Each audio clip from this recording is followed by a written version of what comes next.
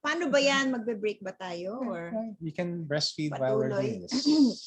This was recently. This was when? That was our 25th year.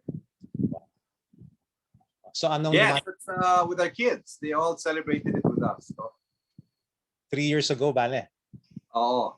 So actually, before Peninsula yan. we started this Zoom with you guys, our daughter, si Ella, just handed us a card. And she said, while Christmas is coming, your anniversary is gonna come first. And we have booked you in a resort for an overnight stay so that you can enjoy your anniversary. No choice. Reserved na raw. Reserved na. Talaga? Pinapaalis na kayo? wow, ang Yeah. sarap niyan when it's the kids now treating you or ano ba yung Exactly. Yeah, they always really pamper us with these things and they really enjoy seeing us go out on our dates. Nag-start kasi ito nung maliliit pa sila. We will go out on our weekly dates. Tapos during the time na nag-uumpisa pa lang kami mag-date regularly away from the kids, sinasabi nila, huwag na kayo umalis, we'll prepare something for you. We'll prepare a nice dinner and then we'll have a spa, we'll take care of you, ganyan. Tapos later on, sabi nila, you know what? You should date. You should not miss out on your dates because we really like it when you go out on a date. So they also surprise us in these kinds of ways. Kakatuwa. Yeah. Why do you think the kids like seeing you go out on dates? I think they see the result. we're happier. We're happier and more relieved and more relaxed after. So they have better parents when their parents date. So these are the kids. Can you introduce them? Of course, Ella is there. She's 25. Okay. That's where's Ella there? Nakikita mo ba yun? Oh, Ella. Ella, ito sa katabi ko si Ella. Oh. Tapos si Benjamin. Benjamin is the 4th.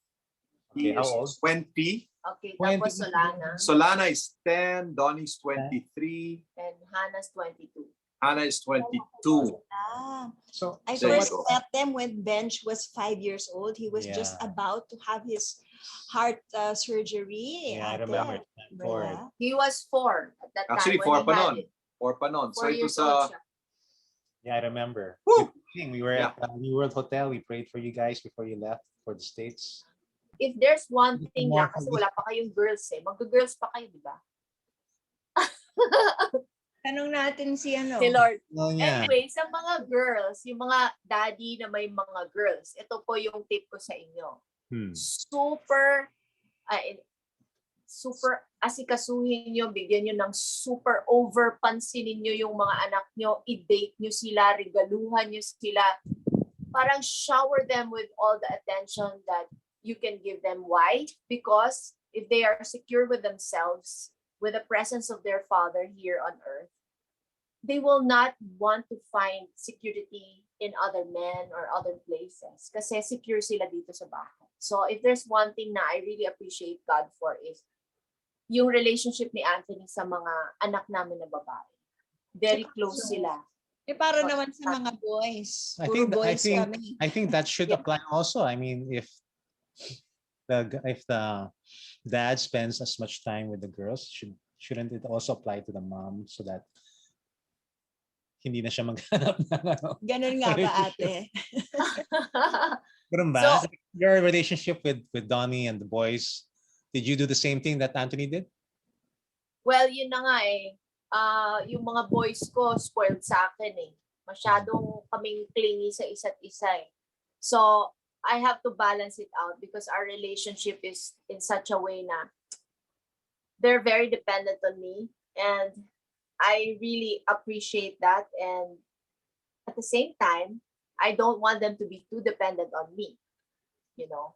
So it's a balance. I think we started clearer with how to deal with girls than with the boys. So ngayon, nagse-self-correct kami when it comes to the boys. Kasi nga, she's very close to the boys. And sometimes, even when I want to engage with the boys, nagkakaroon kami ng conflict doon. When I want to discipline the boys, halimbawa, diba? So, Iba kasing relationship Even ng after mom 20 sa mga sons. even after 27, 28 years, I'm going back to the books. I'm reviewing again our parenting manual. Share. Yeah. So yun. I love it that I have this closeness with my boys, but I also want them to be on their own. I think the most important thing that I learned this past year, pagdating sa boys ko, is trust the process. Ibig sabihin, minsan nagtatalo kami. Hindi maganda yung naging usapan, hindi kayo nagkasundo. Basta idasal mo lang. Maghintay ka ng isang araw, 2 araw. You know? The Spirit speaks to them, but they want to make their own decision.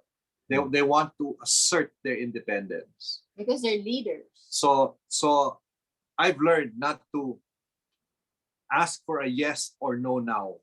We discuss, sometimes we argue, and then I just run to the Lord after say, Lord, kayo nang bahala. But you know what? 9 out of 10 times, when they come back, they know the right decision to make, but they made it themselves. Pero kailangan patient ka. Wag kang masyadong controlling. Kasi kung masyadong kang controlling, hindi ma-develop yung leadership skills ng mga boys. Decision making, leadership skills ng mga bata.